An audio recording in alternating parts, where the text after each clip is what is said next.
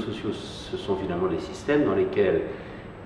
les utilisateurs, les membres de ces réseaux sociaux collaborent pour créer et partager des contenus. Donc ça change complètement les données du problème, si je puis dire, de la communication et des médias, puisque avant les médias c'était des instruments, des systèmes dans lesquels du haut, les éditeurs vers les lecteurs, les auditeurs, les téléspectateurs passaient un flux d'informations unilatéral. Aujourd'hui, avec les réseaux sociaux, chacun devient émetteur, récepteur, coproducteur de contenu. Ça change complètement les choses. C'est formidable au point de vue outil de démocratie, au point de vue pluralisme, c'est formidable, avec quand même la difficulté qu'il ne faut pas sous-estimer, qui est celle que les médias traditionnels, qui existent toujours, heureusement, avaient une responsabilité éditoriale, avaient une déontologie qui faisait que le contenu de l'information devait, au moins en théorie, et largement en pratique, répondre à un certain nombre de critères. L'autre problème aussi qu'on a, c'est que les réseaux sociaux se nourrissent largement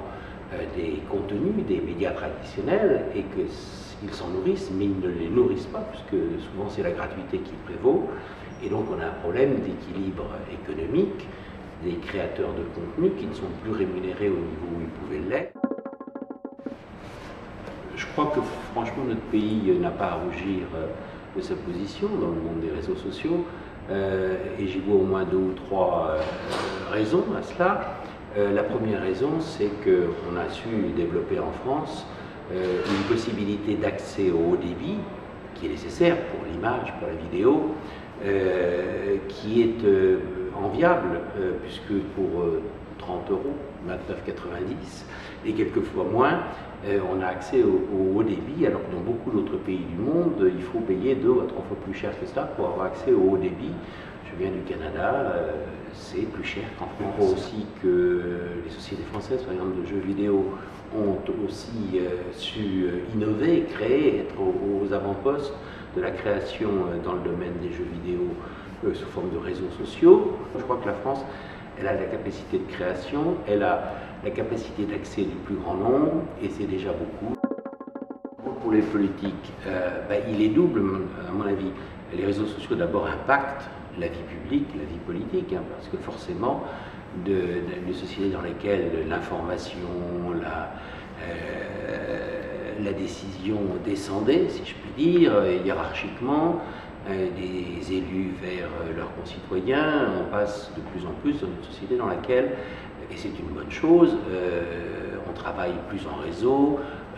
la décision n'est plus imposée de haut, mais discutée, préparée, négociée, fait l'objet d'un débat, d'une critique qui peut être permanente grâce aux réseaux sociaux. Donc je crois que c'est un véritable progrès,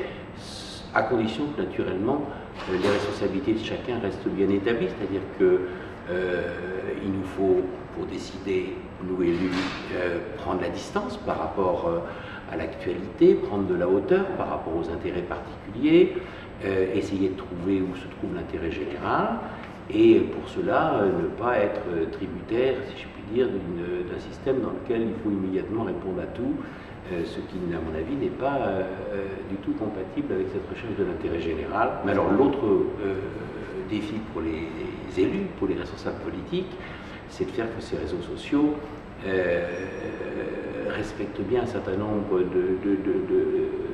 d'objectifs de notre société, par exemple le respect de la vie privée. Il est important aussi que, par exemple, les enfants, les mineurs, soient protégés contre les risques de ces réseaux sociaux. C'est pas facile parce qu'au niveau national, c'est pas suffisant, et au niveau international, on n'a pas encore les outils de régulation internationaux propres pour l'élaboration de ces règles, donc on a un vaste chantier devant nous. Oui, dire simplement à nos invités, d'abord bienvenue à l'Assemblée nationale, et puis heureux que l'Assemblée nationale soit le lieu où on puisse à nouveau échanger dans la plus grande interactivité, ça va de soi, échanger sur les objectifs et les modalités pour que soit réussi en France et au-delà de nos frontières l'arrivée des réseaux sociaux qui bouleversent toute notre vie, économique, sociale, culturelle, personnelle, et que cela se fasse au bénéfice de tous. C'est le vœu que je formule pour ces 6e assises de la convergence des médias, que je remercie Aromat et tous ceux qui nous soutiennent pour cette initiative d'avoir permis de se réaliser.